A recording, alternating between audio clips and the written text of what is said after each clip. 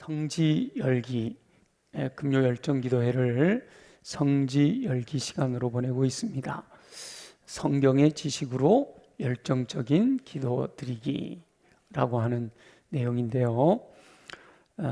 이 성지열기 시간에 참석하신 여러분들을 사랑하고 축복합니다.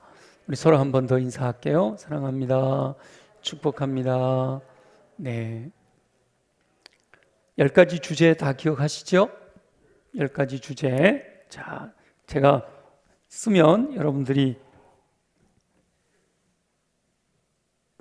10가지 열쇠라고 그랬죠? 10가지 열쇠. 첫째는요, 에덴 동산. 두 번째는요, 율법. 세 번째는 희생제사. 그리고 네 번째가 초청. 지난주에 초청까지 했죠. 여기까지가 구약입니다. 구약. 그리고 오늘 하게 될 것이 구유. 다음 주가 십자가. 예수님에 대한 이야기죠. 7번째가 무덤이에요. 무덤. 그리고 8번째가 성령이죠. 성령. 그리고 9번째가 영적 전쟁이에요. 싸움입니다. 그리고 10번째가 마지막 새 예루살렘 성. 이렇게 10가지만 이렇게 익혀도 10가지 주제만 쭉 이해를 해도 성경을 쭉 훑을 수가 있다는 거죠.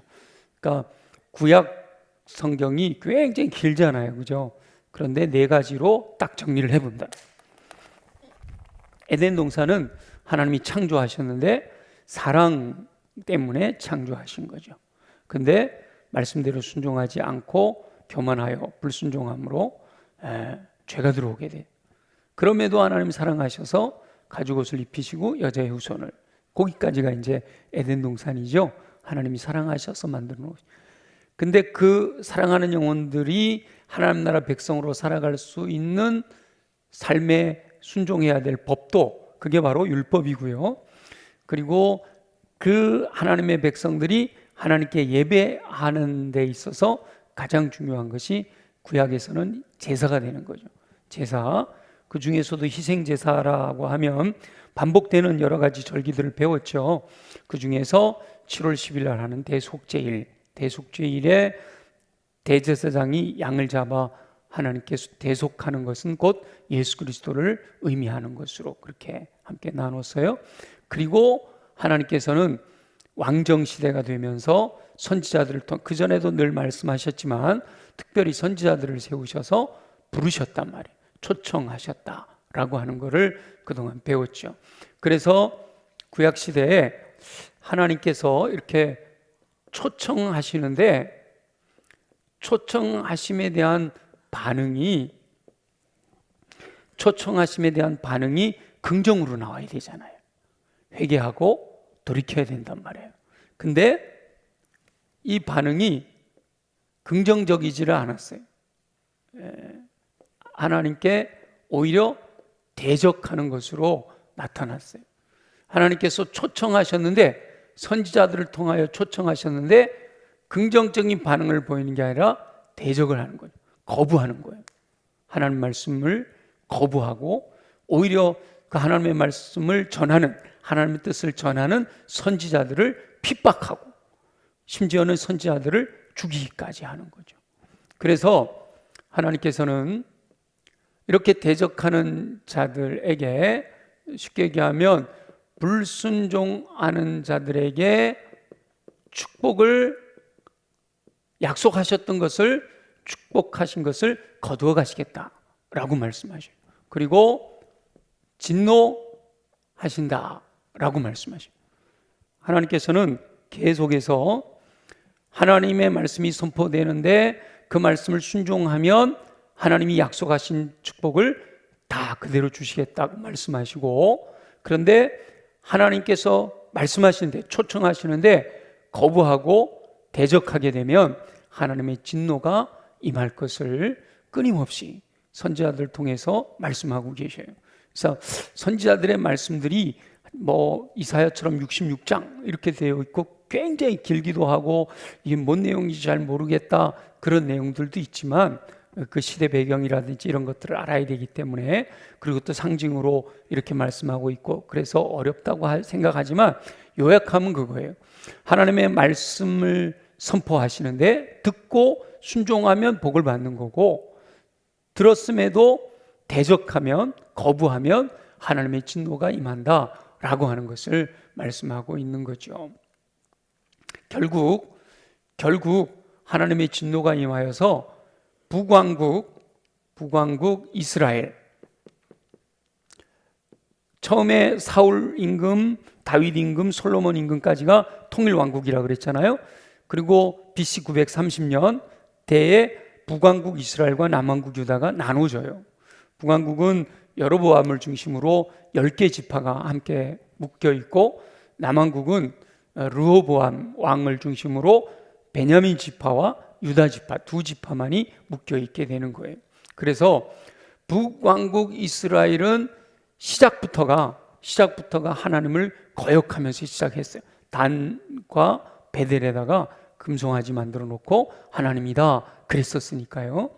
그래서 이 북왕국 이스라엘은요, 좀 빨리 하나님의 진노가 임하셔요. 그래서 BC 722년에 나라가 망합니다. 어디에 망하는가 하면 아수르라고 하는 나라. 아수르는 우리가 세계사적으로 공부하면 아시리아라고 해요. 아수르라고 하는 나라에 망해요. 근데 이 아수르라고 하는 나라는 정복한 나라 백성들을요, 이렇게 반 정도를 옮겨가요. 그리고 이쪽 나라를 또 점령하면 여기 있는 사람을 또 이쪽으로 옮겨와요. 그래갖고 뒤섞이게 만들어요. 혼혈 정책이다 그렇게 써요. 그래서 이 북왕국 이스라엘이 베델 북쪽이잖아요. 베델 북쪽. 그래서 사마리아 이쪽 사람들은 혼혈이 돼버리는 거예요. 그래서 예수님 당시에도 사마리아 사람들을 상종하지 않는 이유가 너희들은 정통 유대인이 아니야, 혼혈 민족이야. 그래서 거부했던 거죠. 남왕국 유다는 조금 더 오래 버텨요. 그러다가 BC 586년에 바벨론이라고 하는 나라에 의해서 망하게 됩니다. 망하게 돼요. 하나님께서 경고하셨는데도 불구하고 선지자들을 통해서 불순종하고 거역하게 되면 하나님의 진노가 임할 거다라고 끊임없이 경고하셨는데도 불구하고 돌이키지 않았기 때문에 북왕국 이스라엘과 남왕국 유다가 결국은 BC 722년에 BC 586년에 완전히 망해버리게 되는 거예요. 그래서 북왕국 이스라엘은 722년 이후에 나라가 완전히 사라져버려요. 회복이 되질 않고 완전히 없어져 버려요. 남왕국 유다는 BC 586년에 바벨론에 의해 망했는데, 바벨론이라고 하는 나라는 어떤 정책을 썼는가 하면, 아수르는 혼혈 정책을 썼다고 그랬잖아요. 근데 바벨론이라고 하는 나라는 포로 정책을 썼어요. 그러니까 그 나라의 똑똑한, 이게 이미 머리가 굳어 있는 사람들 말고 10대 똑똑한 귀족이나 왕족의 자녀들을 끌고 가는 거예요. 끌고 가서 바벨론에 데리고 가서 거기서 바벨론 교육을 시키는 거죠. 그렇게 교육을 시켜갖고 세뇌 교육을 해갖고 이 사람들이 다시 돌아와서 남아있는 백성들을 바벨론의 정책을 가지고 나라를 다스리도록 하는, 그러니까 아수르는 혼혈 정책을 썼어요. 혼혈. 바벨론은 포로 정책을 썼어요. 그래서 이때 포로로 끌려갔던 대표적인 인물이 누구예요? 다니엘이에요. 다니엘은 BC 586년 나라가 망하기 전에 BC 606년에 끌려가요. 이게 포로로 끌려가는 것도 1차, 2차, 3차에 걸쳐서 끌려가는데 1차 606년에 다니엘이 끌려가요. 그리고 그럼에도 불구하고 하나님께서 진노 중에도 긍휼을 베푸신다 그러잖아요. 그죠? 그래서 진노 중에도 긍휼을 베푸시는데, 예레미야라고 하는 선지자를 통해서 예레미야도 이 초청하는 선지자의 한 사람이에요. 근데 예레미야라고 하는 선지자를 통해서 예언을 하는 거예요. 예레미야도 계속해서 너희들 불순종하면 나라가 망한다, 너희가 불순종하면 나라가 망한다, 눈물로 호소를 해요. 그런데도 백성들이 안 들어요.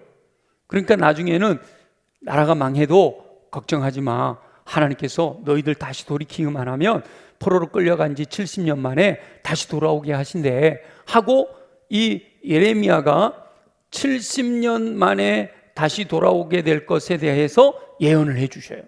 그러니까 하나님께서 선지자들 통해서 끊임없이 초청하는데도 불구하고 대적하였는데, 그 중에 진노 중에라도 긍휼을 베푸시는 은혜로 인해서 다니엘이라든지 에스겔이라든지 그리고 에스라, 느헤미야, 이런 분들이, 이 유다 땅에 남아있는 사람들은 여전히 깨닫지를 못해요. 그런데 감사하게도 포로로 끌려갔던 사람들이 깨닫는 거예요. 다니엘이 뜻을 정해서, 에스겔이 환상을 보죠. 에스라가 학사 겸 제사장이 되잖아요. 느헤미야는 심지어 술 맡은 관원이 됐다가 총독이 돼서 다시 돌아오는 거예요. 이런 분들이 실제로 70년 만에 돌아오는 거예요. 606년에 70년, 그래서 536년에 포로들이 귀환하게 됩니다. 포로들이 귀환하게 되는데, 이것도 끌려간 지 1차, 2차, 3차 끌려간 것처럼 돌아올 때도 1차, 2차, 3차로 돌아와요. 그래서 1차로 돌아와서 스룹바벨을 중심으로 성전을 재건합니다. 성전을 재건하는데, 끌려간 606년에서 70년 만에, 그러니까 536년에 1차로 돌아왔어요. 근데 성전 재건 자체는 언제 했는가 하면 586년에 성전이 무너져 버렸거든요. 그래서 요거는 516년, 그러니까 성전이 무너진 데로부터 70년 뒤에 성전이 재건이 됩니다. 그 다음에 두 번째는 에스라, 학사 겸 제사장을 통한 에스라가 신앙을 재건해요. 신앙을 재건합니다. 성전을 재건했지만 성전을 하도 에어는 세워놨는데 믿음이 회복이 안 된 거예요. 그래서 에스라가 돌아와서 신앙을 재건하는 거예요. 그 다음에 세 번째로는 느헤미야가 돌아와서 성벽을, 예루살렘 성벽을 재건해요. 이렇게 3차에 걸쳐서 회복이 되는 거죠. 이렇게 하나님께서 초청하셨을 때 거부함으로 말미암아 진노가 임하여서 나라가 망해요. 그런데 진노 중에라도 긍휼을 베푸신 하나님의 은혜로 다시 회복이 되는 거죠. 포로가 귀환 돌아와서 성전을 재건하고 신앙을 재건하고 성벽을 재건하면 좀 이제라도 깨닫고 하나님께로 돌이켜야 되는데, 그렇게 깨닫고 돌이키지를 못해요. 귀환한 이후에도 이렇게 완전히 귀환해서 재건했잖아요. 재건했으면 좀 말씀대로 순종하는 삶이 돼야 되는데 그렇게 하질 못해요. 그래서 이때도 끊임없이 선지자들이, 이때 성전 재건을 할 때 활동하던 선지자가 학개, 스가랴 이런 분들이에요. 그래서 성전을 짓지도 못하고 주저앉아 있는 이들에게 산에 올라가서 나무를 가져다가 성전을 지어라 이렇게 계속 독려하잖아요. 그러다가 마지막 선지자가 말라기예요. 선지자의 마지막 선지자가 말라기예요. 말라기 말씀을 들어보면 신앙의 형식은 있는데 신앙의 내용이 빠져버린 거예요. 그러니까 하나님께 제사는 드려, 희생 제사 드리라고 그러니까 양 잡아 갖고 와갖고 제사는 드려. 근데 사람들 마음에 어떤 마음이 드는가 하면 어차피 번제 태워드릴 거, 오동통한 거, 살찐 거 요거 갖고 와갖고 태워드리면 아깝잖아, 그렇죠? 어차피 태워드릴 거, 그러니까 좀 살 빠진 거, 저는 거, 이렇게 좀 망가진 그런 짐승들을 잡아다가 제사를 드리는 거예요. 말라기서에 보면 뭐라고 되어 있냐면 너희들이 드리는 예물을 총독에게 드려봐라. 총독이 그걸 기뻐하겠느냐. 그런 말이 나오죠. 그죠? 그러니까 사람에게 드리면 기뻐하지 않을 거를 하나님께 드리면서 자기들은 제사를 제대로 드리고 있다, 하나님을 잘 섬기고 있다, 이렇게 착각하는 사람들이 말라기예요. 그래서 하나님께서요, 말라기 이후에는 침묵하셔요. 선지자들을 통해서 말씀하셨는데, 선지자들을 통해서 돌아와라 계속해서 초청하셨는데, 말라기 선지자까지만 말씀하시고 그 이후에는 침묵하셔요. 말씀을 하지 않으시는 거예요. 선지자들을 보내지를 않으시는 거예요. 그래서 구약에 보면 말라기가 끝나죠. 구약에서 말라기가 끝나고 이 침묵하는 기간이 400년이 걸려요. 침묵하고 나서 세례요한이 회개하라 천국이 가까웠느니라 라고 선포할 때까지 400년이라는 시간을 하나님께서 침묵하고 계셔요. 말씀을 안 하셔요. 죄송한 표현인데요, 삐지셨어요. 우리 삐지면 말 안 하잖아, 그죠? 화가 나셨단 말이에요. 계속 말해봐야 안 들으니까 아예 말을 안 하시는 거예요. 근데 참 감사하게도 하나님의 열심은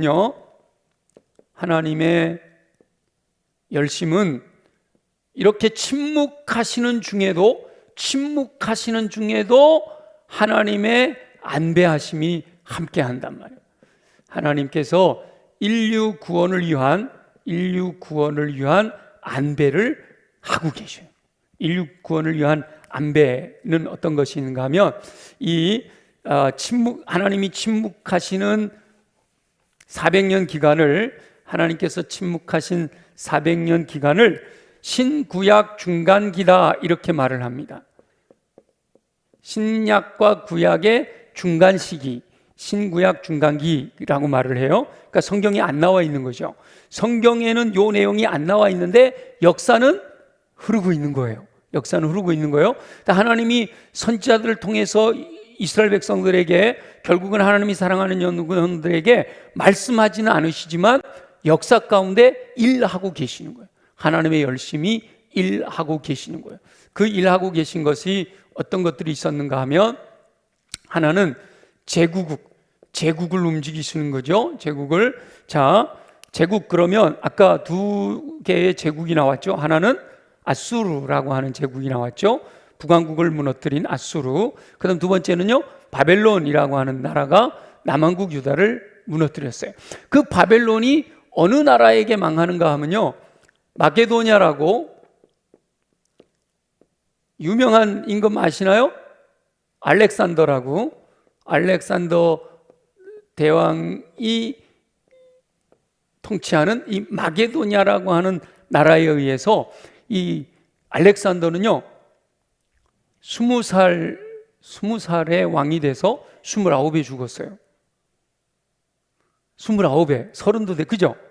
20살의 왕이 돼서, 제가 기억하기로 20살의 왕이 돼서 29에 죽은 걸로 알고 있는데 30이 되기 전에 죽었어요. 10년 정도밖에 왕을 안 했어요. 근데 마게도냐는 그리스의 조금 더 위쪽에 있는 고기가 마게도냐거든요. 거기서부터 시작해갖고 이 시리아 이쪽을 다 점령하고요, 이집트까지 점령하고요, 여기 바빌론까지 점령한 다음에 어디까지 갔어요? 인도까지 갔다가 인도에서 죽어요. 인도까지 갔다가 인도에서 돌아오다가 말라리아에 걸려서 죽었다 그래요. 이 마게도냐가 그리스, 헬라 문화에 속해 있는 거예요. 그래서 이 마게도냐 제국이 이스라엘과 우리가 이제 지도를 그리면 이렇게 그리잖아요. 이렇게 그리는데 여기 이렇게 돼 있는데 여기 있는 마게도냐라고 하는 나라가 여기를 다 점령해 버리는 거죠. 여기까지 다 이렇게 점령해 버리는 거예요. 그래서 예수님이 오실 무렵에는 이 마게도냐의 영향으로 인하여 언어가 통일돼 있었어요. 언어가 헬라어로 통일되어 있었던 거죠. 그러니까 언어가 헬라어로 통일되어 있었다는 것은 뭐가 유익할까요? 뭐 하는데 유익할까요? 복음을 전하는 데 유익한 거예요. 지금 제가 선교사가 되겠다고 해갖고 미국 가갖고 복음을 전하려면 버벅대야 되죠, 그죠? 버벅대는 게 아니라 벙어리가 될지도 몰라요. 왜냐하면 언어가 안 통하니까. 그러니까 예수님이 오셔가지고 예수님이 십자가에서 죽으셨는데 사도 바울이라든지 베드로라든지 복음을 전해야 되잖아요. 그 모든 민족을 향해서 복음을 전해야 되는데 언어가 안 통하면 할 수가 없잖아요. 그런데 하나님께서 이 침묵하시는 중간기 기간 동안에 하나님의 안배하심이 제국을 통해서 역사하신 건데 마게도냐가 이 전체를 지배하면서 헬라어라고 하는 언어가 통일되고요, 헬라 문화가 확산이 된 거예요. 그래서 사람들이 이렇게 어색하지 않게 되는 거죠. 서로 만나서 대화하고 하는 것이 어색하지 않게 돼요. 또 하나는 이 마게도냐 다음으로 세워진 제국이 로마예요. 물론 그 사이에 알렉산더가 죽고 4개로 쪼개지고 그랬다가 프톨레미 왕국에다가 그 다음에 셀주크 왕국에다가 막 이런 복잡한 것들이 있는데 그거는 좀 더 자세히 예를 들어 한 48개 이렇게 할 때 중간기 할 기회가 있으면 그때 자세하게 설명해 드리도록 하고요. 로마는 모든 길이 어디로 통하죠? 로마로 통해요. 도로, 그 다음에 정치, 이런 것들이 이 로마의 영향으로 말미암아 도로가 깔린 거예요. 그래서 실제로 사도 바울이 복음을 전한 길을 보면 전부 누가 깔아놓은 거예요? 로마가 깔아놓은 길이에요. 그래서 우리가 성지순례 갔을 때 1차 전도여행을 다녔던 그 비시디아, 안디옥, 이렇게 다소 이렇게 보면 사도 바울이 갔던 길은요, 지금도 그 돌로 포장해 놓은 그 길이 지금까지 남아 있는 거예요. 물론 지금도 그 길을 사용하기도 하고 사용하지 않기도 하지만, 그래서 소아시아 가보면 사도 바울이 여행했던 길을 이렇게 표시를 해놨거든요. 그러니까 그만큼 로마가 도로를 잘 닦아놨다. 그래서 하나님께서 이 제국을 통해서 이런 일들을 안배하고 계셨어요. 그러다가 때가 참에 하나님께서 이 로마의 황제를 이용해서, 황제가 칙령을 내리잖아요. 조서를 내려요. 호적해라 라고 하는 명령을 내리죠. 그래서 하나님께서 이 황제의 명령을 통하여 예수 그리스도를 이 땅에 오게 하시는 그 일들을 행하시는 거죠. 그러니까 중간기에 침묵하셨지만 그냥 침묵하고 계신 게 아니라 이와 같은 일들을 안배하고 계셨다라고 하는 겁니다. 예수 그리스도의 탄생은 어디에서 탄생하셨다고 예언되어 있죠? 우리가 알고 있는 대로 베들레헴에서, 유다 땅 베들레헴아 미가 선지자를 통해서, 그죠?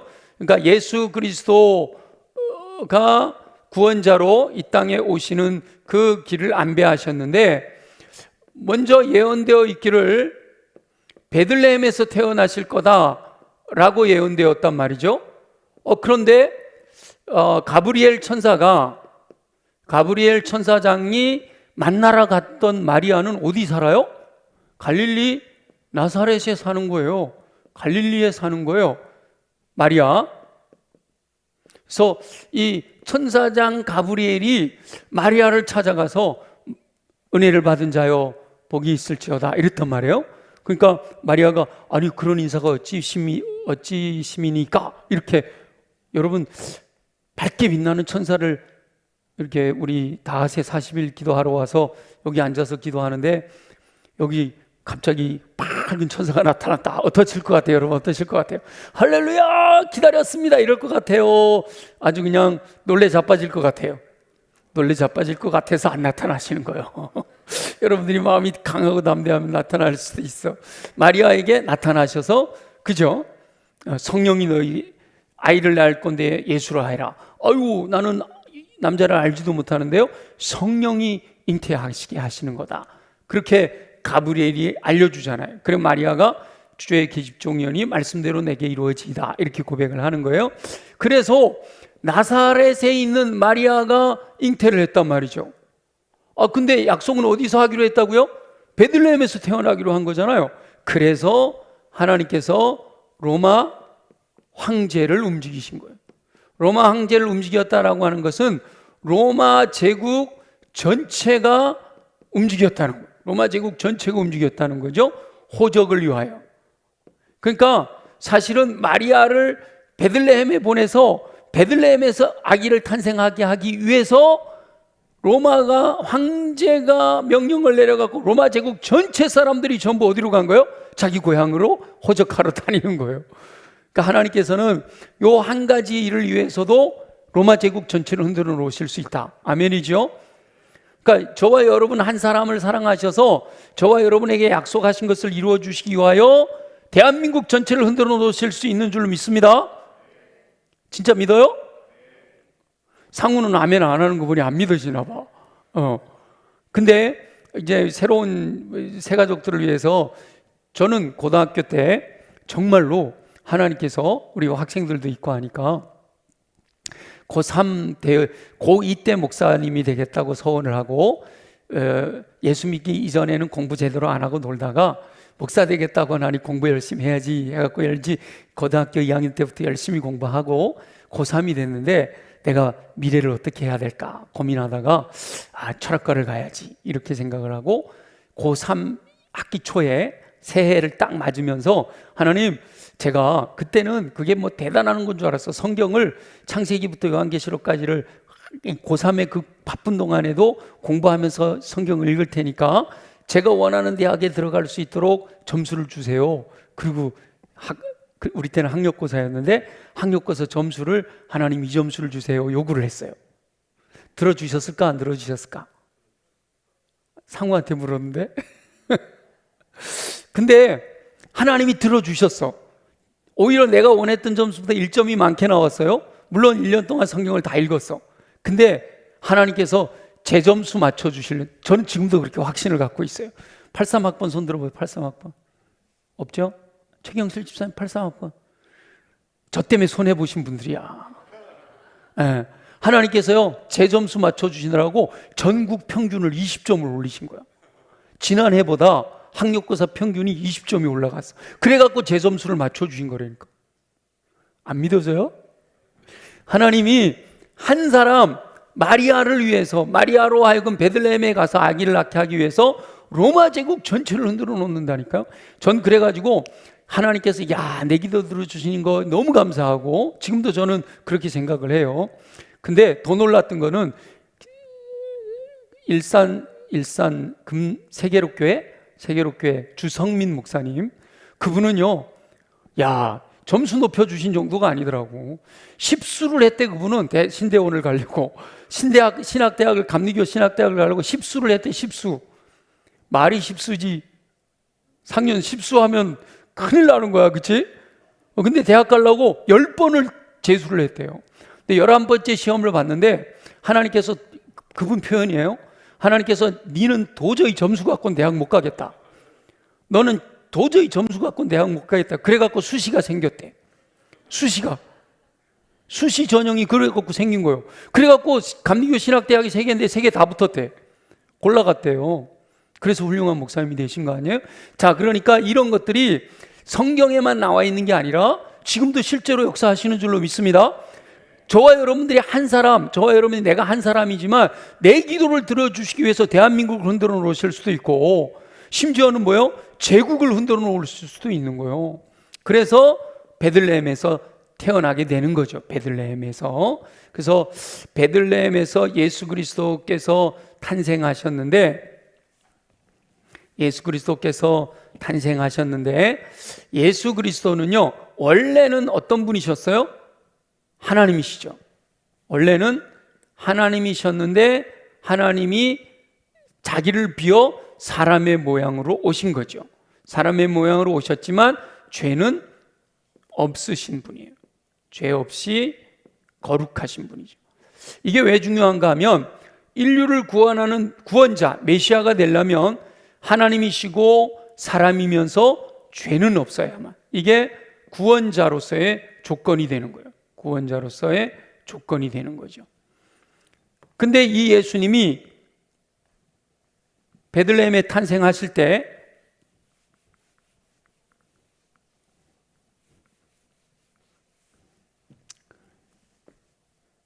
이제 마리아와 요셉이 어디로 가죠? 베들레헴으로 갔어요. 근데 베들레헴으로 갔더니 뭐가 없어요? 여관이 없어. 여관이 없어서 어디로 들어가요? 짐승우리,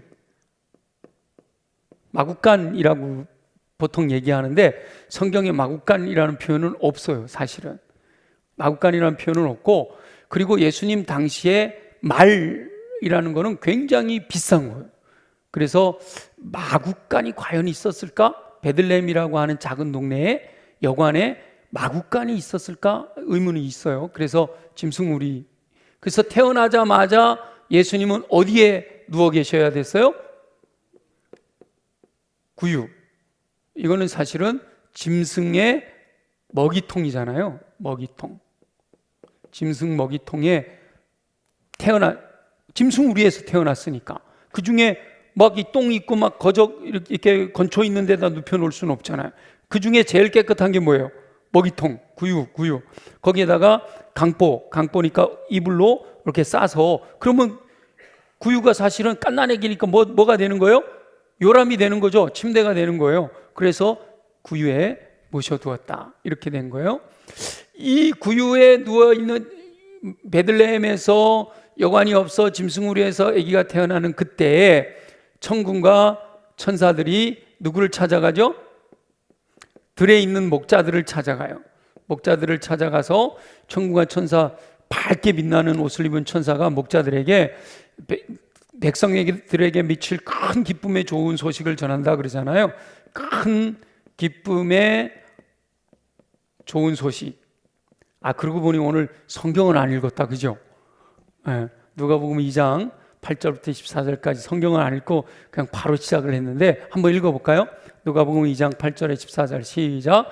그 지역에 목자들이 밤에 밖에서 자기 양떼를 지키더니 주의 사자가 곁에 서고 주의 영광이 그들을 두루 비춤에 크게 무서워하는지라. 천사가 이르되 무서워하지 말라. 보라, 내가 온 백성에게 미칠 큰 기쁨의 좋은 소식을 너희에게 전하노라. 오늘 다윗의 동네에 너희를 위하여 구주가 나셨으니 곧 그리스도 주시니라.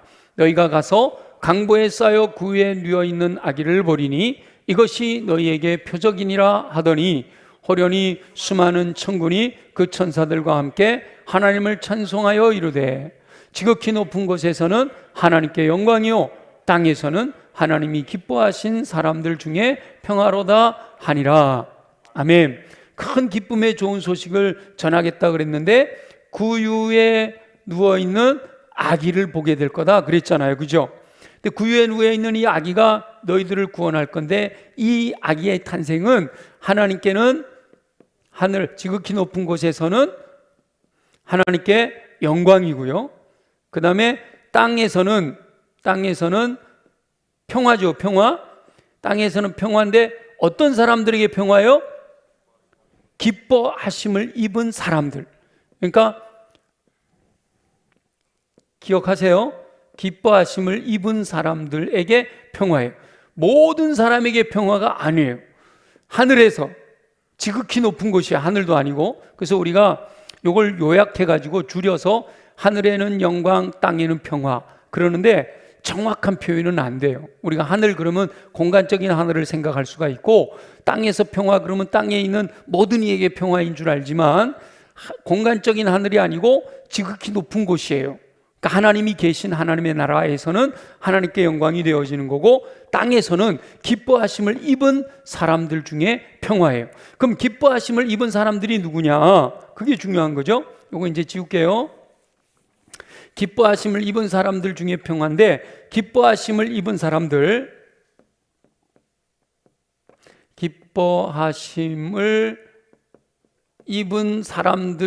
중요한 거예요. 왜냐하면 저와 여러분들이 바로 기뻐하심을 입은 사람이 되어야 할 줄로 믿습니다. 그래야 하나님께서 허락하시는 평화를 누릴 수가 있는 거죠. 기쁨과 감사와 평화를 누릴 수가 있는 거예요. 근데 천군과 천사가 목자들에게 나타나서 찬양을 하면서 이렇게 구유에 누워있는 아기를 볼 거다라고 해서 목자들이 어디를 가죠? 순종하여 베들레헴으로 달려가는 거예요. 베들레헴으로 달려갔더니 베들레헴에서 실제로 구유에 누워있는 아기를 보고, 그리고 우리가 여기 오게 된 이유가 주의 사자가 이렇게 말씀하셔서 여기까지 온 거다 얘기하니까 사람들이 다 놀래더라, 기이 여기더라 그랬잖아요. 근데 마리아는 그 말을 마음에 간직하고 있었다, 이렇게 말을 하죠. 이렇게 목자들은 천사가 전하는 큰 기쁨의 좋은 소식을 듣고 순종했단 말이죠. 순종하였더니 실제로 말하는 대로 구유에 누워있는 아기를 보고 말씀대로 이루어진 줄 알고 기쁨이 넘치고 하나님께 찬양을 드리며 다시 돌아가는 이런 은혜가 주어진 거죠. 좋은 소식을 듣고 순종했더니, 이 표현이 우리 구약적인 표현으로 하면 뭐예요?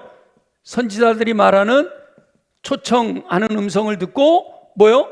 순종하게 될 때 하나님이 주시는 축복이 임하는 것과 마찬가지죠. 이렇게 목자들이 기뻐하심을 입은 사람들이, 다시 말하면 좋은 소식을 듣고 순종하는 사람이고 초청에 긍정으로 응답하는 사람들이죠. 긍정으로 응답하는 사람들이 바로 하나님이 예비해 놓으신 이런 기쁨과 평강이 넘쳐나는 축복을 누리게 된다. 또 누가 있을까요? 기뻐하심을 입은 사람 성경에 나오는데 바로 동방박사들이죠. 동방박사들은 요 목자들은요 베들레헴 옆에 있는 들에 있다가 베들레헴 도시로 들어간 거예요. 그죠? 근데 이 동방박사들은 어디에서 왔어요? 동방에서 왔어요. 동방이 어디냐라고 할 때 보편적으로는 바빌로니아 그 지역이다라고 얘기하지만 어떤 분들은요 좀 과하게 신라에서 왔다, 이렇게 황금을 드린, 신라가 황금의 나라잖아, 그죠? 왕관이 전부 황금이고, 그래서 황금을 드린 박사들은 신라에서 왔다, 첨성대가 있잖아, 그죠? 첨성대를 통해서 하늘을 봤기, 그렇게 얘기하는 분들도 없지 않아 있어. 그러니까 결국은 굉장히 먼 데서 왔다는 거예요. 먼 곳에서 동방에서 예루살렘까지 이 베들레헴까지 올라오면 어떻게 해야 돼요? 강 건너 산 넘어 광야를 지나야 돼요. 힘들고 어렵게 와야 되는 거예요. 별을 봤는데, 별을 이 사람들은 뭐로 본 거예요? 하나님의 초청으로 본 거죠. 별을 보고 이 먼 길을 따라 왔어요. 물론 처음엔 잘못 갔죠. 예루살렘으로 잘못 가가지고 2살 이하의 아이들이 다 죽게 되는 일도 벌어졌지만 결국은 베들레헴에 가서 뭐 하죠? 예물을 드려요. 황금과 유향과 몰약이라고 하는 예물을 드려요. 예물. 우리 이번에 임직하시는 분들 수요일 날 헌신하는 일꾼 할 때 다 요 부분만 배웠죠? 요 부분만. 자, 황금과 유향과 몰약이요 굉장히 귀한 거예요. 지금도 귀한 거지만 황금 한 돈에 100만 원 한대요. 지금도 귀한 거지만 그때 당시에는 엄청 귀한 거예요. 자, 그런데 여러분 생각해 보세요. 우리가 뭔가 노동을 한다, 뭔가 힘든 일을 한다, 멀리를 간다, 그러면 그 노동을 하고 힘든 일을 하고 멀리 간다, 그러면 왜 그걸 하죠? 왜? 뭔가를 얻으려고, 그죠? 뭔가 노동의 대가, 뭔가를 얻으려고 그 일을 하잖아, 그죠? 근데 지금 가만히 보세요. 동방박사들은 이 먼 곳에서 강을 건너 산을 넘어 광야를 지나서 베들레헴을 왔어요. 근데 이 동방박사들이 했던 일이 뭐예요? 그 먼 길을 고생해서 왔으면 뭔가 얻어가려고 생각을 할 거 아니에요, 그죠? 근데 얻어가는 게 아니라 오히려 귀한 것을 드려요. 귀한 것을 드렸어. 그리고 뭐 얻은 게 있어요? 없어, 그죠? 뭔가 눈에 보이는 건 얻은 게 없어요. 이 황금과 유향과 몰약을 이 먼 길을 와가지고 드렸으면서 이들이 얻은 것은 예수 그리스도께 경배하고요, 그리고 그 경배함으로 말미암아 주어지는 기쁨, 여기서 기쁨, 이런 기쁨을 얻고 돌아간 거예요. 그냥 경배한 것으로 만족하고 기쁨을 얻고 돌아간 거예요. 하나님께서 선지자들을 통해서 초청하셔요. 긍정으로 응답한다고 해서 하나님이 복 주신다라고 하는 것이 반드시 이렇게 물질적인 거, 뭐 우리가 건강에 대한 거 이런 것만 주시는 것은 아니라는 거죠. 그것만을 추구해서는 안 된다라는 거예요. 이 동방박사들의 모습에서도 보고, 이 목자들의 모습에서도 봐도 마찬가지죠. 목자들이 베들레헴에 달려가가지고 보고 구에 놓인 아기를 봤는데 기쁨이 넘쳤다 그랬지, 거기서 요셉과 마리아가 무슨 황금 하나씩 줬다 이런 말이 없잖아요, 그죠? 그러니까 하나님께 드리는 것, 하나님을 만난 것만으로도 기뻐하고 감사하며 평강을 누리고 하나님께 영광을 돌렸다라고 하는 거죠. 자, 그렇다면 오늘날도 우리 하나님께서는 저와 여러분을 여전히 초청하고 계시는 줄로 믿습니다. 우리를 구원을 위해서 부르시는 초청도 있고요, 매주일마다 주일 예배에 초청하시는 것도 있고, 이렇게 성지 열기 시간에 오십시오 이렇게 초청하는 것도 있어요. 그럼 여러분들이 이 금요일 황금 시간에 시간을 들여서 성지 열기 열정 기도회에 참석한다, 그렇게 시간을 들여서 이렇게 여러분 열정을 가지고 이렇게 나왔을 때 여러분들이 나올 때 마음은 어떤 마음이에요? 뭔가 얻어가려고 그러는 마음을 갖고 오는 거예요. 주일날도 마찬가지. 주일날도 예배 드리러 올 때 여러분 어떤 마음을 갖고 와요? 좋은 의도에서 은혜 받아야지, 그죠? 은혜 받아야지, 성도들과 아름다운 교제 나누면서 서로 사랑 나눠야지, 이거 뭔가 내 안에 부족한 것을 뭐 하려는 마음으로 와요? 채우려는 마음으로 오는 거예요. 근데 지금 목자들이나 동방박사들이나 하나님의 부르심에, 하나님의 초청에, 하나님의 전하시는 좋은 소식을 듣고 순종하는 사람들이, 이분들이 우리가 본받아야 될 분들이잖아요. 이분들이 뭔가를 기대하고 오는 거예요? 뭔가 대가를 바라고 오는 거예요? 아니죠. 전혀 없어요. 오히려 뭐요? 경배하고 예배하고 드리고, 그것이 기쁨이고 그게 감사고, 그로 인해 하나님이 주시는 평강이 임하였다라고 말씀하시는 거죠. 그럼 우리가 이게 금요 열정기도에 온다든지, 아니면 주일날 예배드리러 올 때, 아니면 주님의 부르심에 우리가 응답해서 뭔가 주를 위해 충성하고 헌신할 때 우리의 생각이 바뀌어야 되는 거죠. 그죠? 우리들의 생각이 지금까지는 예를 들어 내가 이렇게 주를 위해 충성했고 주를 위해 헌신했으니까 뭔가 대가가 있어야 되겠다라는 기대를 하잖아요. 그게 없으니까 실망하게 되고 시험에 드는 거예요. 그죠? 근데 지금 성경적으로 보면 주님의 부르심에 응답하여 주님께서 나를 써주신 것에 감사하는, 아멘입니까? 아니, 뭐 써주신 것에 어떻게 감사해? 그래도 칭찬도 들어야 되고 사람들이 격려도 해줘야 되고. 근데 성경을 보면 그럴 때 써주신 것만으로 감사하고 경배할 수 있게 된 것만으로 감사하고, 정말 우리의 목적이 뭔가를 받으려고 온 게 아니라 예배를 드리러 오는 거죠. 그 예배를 보러 오는 게 아니라 예배를 드리러 오는 거죠.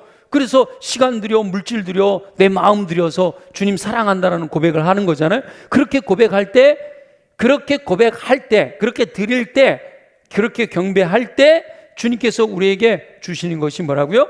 기쁨을 주신다는, 감사를 주시고 평강을 주실 줄로 믿습니다. 그러니까 먼저 우리가 해야 될 건 뭐예요? 경배하고 드리는 게 먼저예요. 먼저 뭔가를 얻으려고 하는 목적이 있는 게 아니라 주님 앞에 내가 주님의 부르심에 응답해서 주님께 나아가서 경배하고 내게 있는 것을 주님께 드리는 것이 우선이 돼야, 그럴 때 주님이 예비하신 놀라운 것들로 채워주신다라고 하는 거죠. 초청하시는 선지자들을 또 초청하시는 예수님, 하나님께서 예수 그리스도를 통해서 지금 저와 여러분들을 부르셔서, 저와 여러분들은 이미 인생의 중요한 순간에 부르심을 받아 주님 앞에 나와서 하나님의 자녀가 된 줄로 믿습니다. 그렇다면 저와 여러분들이 해야 될 일은 뭔가 하면, 내가 하나님의 자녀니까 이것 주세요 저것 주세요 이게 아니라, 나를 구원해 주신 하나님의 은혜에 감사해서 내가 무엇으로 주님께 드릴까, 이게 더 우선이 돼야 되는 거죠. 그죠? 인생 전체에서도. 그리고 실제적으로 이렇게 예배를 드려온다든지 주를 위해 충성한다든지 또 매일매일 살아가는 삶에 말씀대로 순종하고자 하는 그 모든 것의 의도에서도, 내가 이렇게 하면 하나님 뭔가 주시겠지, 이런 목적이 아니라 내가 구원받은 자로서 하나님이 내게 요구하시는 게 뭘까, 내가 하나님께 무엇을 드릴까 라는 걸 먼저 생각하고 순종하게 될 때 하나님께서 저와 여러분들의 삶도 책임져 주시는 은혜를 허락해 주실 줄로 믿습니다. 자, 그래서 오늘 구유에 대해서는 예수 그리스도에 대해서 말씀을 나누었는데, 마지막 선지자를 통해서 말씀하신 이후에 침묵하셨던 하나님께서 침묵하시는 중에도 안배하셨다. 그러니까 저와 여러분들에게 아무 음성이 들려지지 않는다라고 느껴질 때도 하나님은 저와 여러분을 위해서 일하고 계실 줄 믿습니다. 그걸 발견해야 되는 거예요. 하나님께서 어느 정도로 일하신다고요? 나 한 사람을 위해서 대한민국을 흔들어 놓을 수도 있다. 아멘이죠? 마리아로 하여금 베들레헴에 가서 아기를 낳게 하기 위해서 제국을 흔들어 놓으셨다. 그 말씀대로 순종하고 말씀대로 살아가기만 하면 하나님께서는 부족함 없이 저와 여러분들의 삶 가운데 가득가득 채워주실 줄로 믿습니다.